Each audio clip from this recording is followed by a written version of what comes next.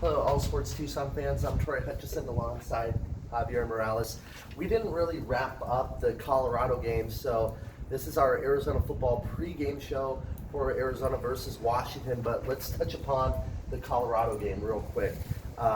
Last week, Arizona went on the road to Colorado. Khalil Tate threw for 404 yards, 3 touchdowns, and 1 pick. And that pick was kind of mysterious there at the end of the half. It was kind of a force-it pick. But overall, a really great game for Khalil Tate. Well, I think it opened eyes nationally because he's showing that he can throw the ball now with accuracy. Before it's been all run with Khalil Tate, people seeing how his rushing totals from 2 years ago, and they consider him a runner. But he showed in that game that he can be a passing threat as well, and that's going to put defenses on notice for the rest of the year that they can't only beat Khalil Tate by stopping the pass. He can hurt them that way. Another thing from that game is the rush offense for Arizona is almost non-existent. 52 yards on, I think, 26 carries. Yeah. J.J. Taylor not necessarily went down, but they took him out of the game after the first drive. We don't know what exactly is going on there. Maybe he just wasn't healthy enough, so they shut him down. But it was non-existent. And yes, you threw for 404 yards, but how important is it to get a ground game going? Well, they've been able to win the last two games by not running more than 100 yards in each game, but then again, they beat UCLA and Colorado after last night's game against Oregon. Who knows how good they are? So it's kind of Arizona's still a mystery to me anyway, because they won 2 games against UCLA and Colorado, but we're not sure yet how good those teams are. Well, we know that UCLA is not a good team, but Colorado is questionable. So they were able to get away without running in those games. They can't get away with it against Washington. They have to run the ball against Washington. Washington's susceptible against the run. If they can't run the ball against Washington, they're in for a long night. And also from that game, Arizona's defense, it wasn't the best performance, but the defense strengthened in the fourth quarter like they've done the last 3 games before that, going back to the Texas Tech game. They shut out Texas Tech in the fourth quarter, shut out UCLA in the fourth quarter, and held Colorado to just 3 points in the fourth quarter. So when it comes to crunch time, the defense has been coming through in ways. Yeah, it's the typical bend but do not break kind of defense. I mean, they've been giving up a lot of yards, a lot of passing yards mostly. The run defense has been really strong, considerably how they've been the last few years. The run defense is better. They're 55th in the nation, and I think 5th in the Pac-12 in run defense. So that part of the defense is strong enough to get Arizona to make the critical stops, like the short gain stops, late in the game.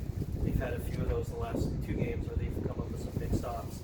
So, it's the bend but do not break philosophy, but I don't think that you can't rely on that the whole season. I think pretty much it's going to keep on bending until it breaks, horribly for Arizona if they rely on that kind of defense all year.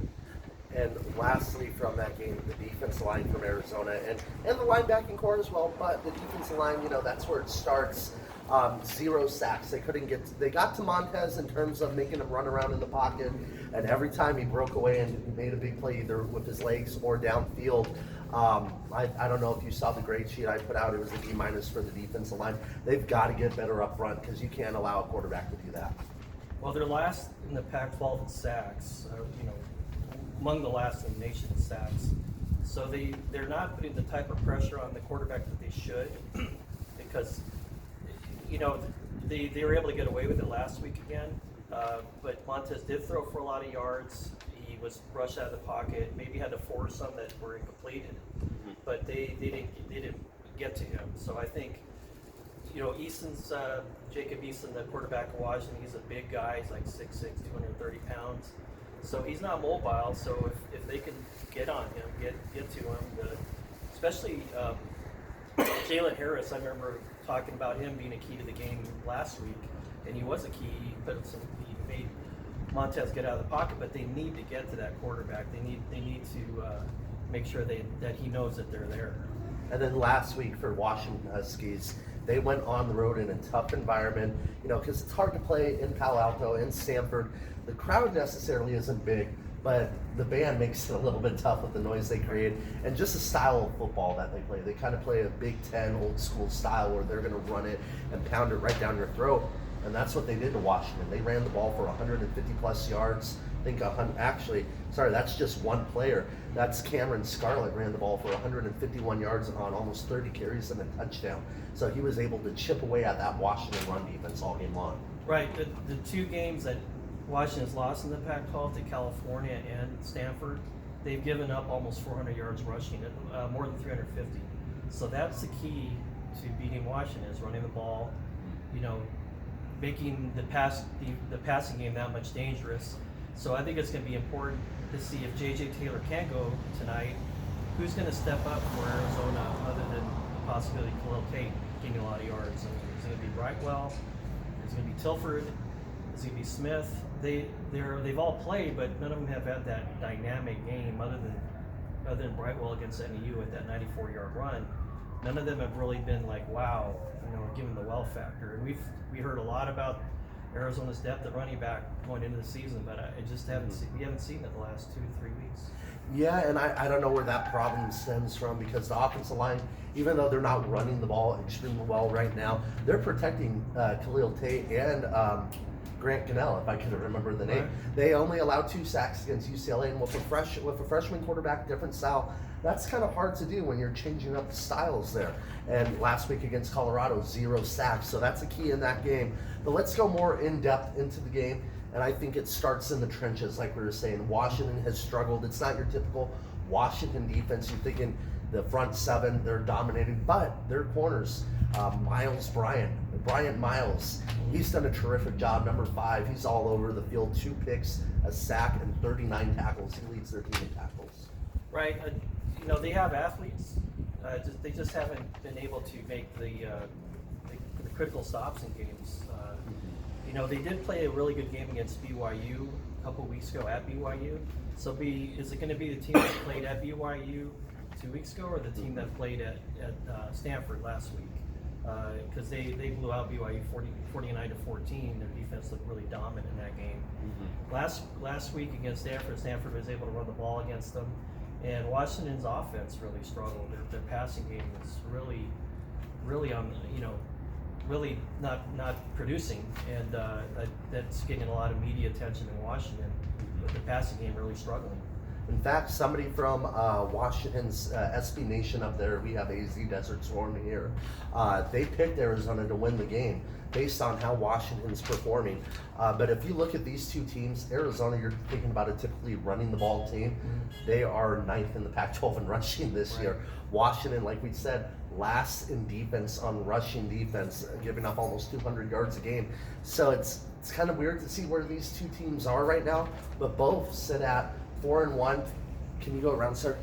This way? Yes, thank you. 4-1 and 4-2 on the season. So they've been able to piece it together. Well, it's going to be interesting because, like you said, Washington's run defense against Arizona's struggling run game the last couple games, and then Arizona's struggling pass defense, which is 128th in the country. Last I think in the Pac-12, going against Washington's struggling pass offense. So who's going to struggle the most, I think, is going to determine the outcome there. Washington's passing game or Arizona's running game, and that'll probably be the determining factor. And now players to watch for Washington in this game. We already touched on one of them, Miles Bryant. He's a terrific cornerback for them. And then also Aaron Fuller, one of the best receivers in the Pac-12. And of course, Jacob Eason, the quarterback. He has 11 touchdowns and 3 picks, but like you said last week, he just wasn't producing in terms of yardage and touchdowns. He was getting them a little bit downfield, but couldn't finish drives. Right. And, he's got a lot of experience. He started at Georgia, 18 games, I believe. He's got a lot of big game experience in the SEC. So he's the guy that could have a great game at any time. He did struggle last week against Stanford. So we'll see how Washington rebounds against Arizona. I know their receivers, he's been throwing to maybe 3 receivers, and that's all he uses. He doesn't use anybody else. Mm-hmm. And I think that really limits Washington's offense. So I would expect Washington to try to spread the ball more to different receivers, because I think Ahmed's their top receiver, and there's one other player, his name escapes me, but other than those 2 guys, it's really not very spread out, and I think that limits their production. Now, if you were going to say the Wildcats are going to win this game, how would they have to win this game? Who are some players to watch out for that have to have big games tonight? Khalil Tate, obviously, he's got to have to keep it going. He has to play like he did last week. Maybe even run the ball a little bit more, make the defense more honest. We'll see how if J.J. Taylor suits up. They need a running back to have a big game. They need a running back to have at least 75 to 80 yards for Arizona to have a chance, I think, just to keep the pressure off Tate. And defensively, again, like I said last week, their front seven has to show up. They have to put pressure on Eason. They have to make it, easier for the defensive backs to cover. If they don't put pressure on him and Eason, and he's able to find the receivers, again, the pass defense is going to struggle like it has pretty much all year, other than getting the opportunistic interceptions here and there, which is part of that bend but not break philosophy that Arizona uses. The front seven, the linebackers have to show up again. Schooler, Pandy, those guys have to have a big game if Arizona to take control. For me personally, I look at the front seven like you were saying, Schooler, Jalen Harris, those guys have to have big games. And Anthony Pandy, we've talked about him the last couple weeks. He's come on strong. He's got to continue that. But one key to the game, I think, are going to be the Tucson receivers, Drew Dixon, Jamari Joyner, Stanley Berryhill. They have got to do what they've been doing pretty much all year long, getting open, not dropping balls, don't have big drops. They've got to be reliable receivers. Arizona for them to win, doesn't need to have one receiver going for 100 and something yards. They spread the ball out. I think last week Khalil Tate targeted 11 different receivers. Yes. The week before that, Grant Cannell hit 9 different receivers. So yes, they spread the wealth, but you can't have big drops and big moments. Right. We keep on forgetting about Cunningham. Yeah. He leads Arizona receiving, and Castile. Yeah. Those two guys have been threats that before the season. Did anybody know very much about Cunningham or Castile? No, I could tell you that not very many Tucsonans knew about those guys, and they're like big threats for Arizona. So they have to keep using them. Joyner's been more and more of a threat. Berryhill he's been reliable. So it's going to be interesting. Drew Dixon, we're still waiting for him to get caught on a little bit, but their receiving core, I think, is better than what people thought it would be because of Davion Cunningham. He's had a tremendous season. He's like a guy who can get a lot of yards after the catch. Same thing with Castile, and that helps out Tate a lot because he can make the short reads, and they can bust it loose for big games. So, what will be your score prediction for this game? Who wins and when? I've been battling with this all week because Washington is a touchdown favorite, about a touchdown favorite. I think it's gone down to 5.5 points. Yep. I just think that Arizona at home, more than 50,000 people, there will be the biggest crowd. Washington's been very shaky at best, in some of their games. It's not the typical Husky team. So I think Arizona will pull it out by a field goal. It'll be like 30-27. I'm very close to the score with you. I watch College Game Day every morning, and when you see everybody pick Arizona, it's usually not a good thing for Arizona fans.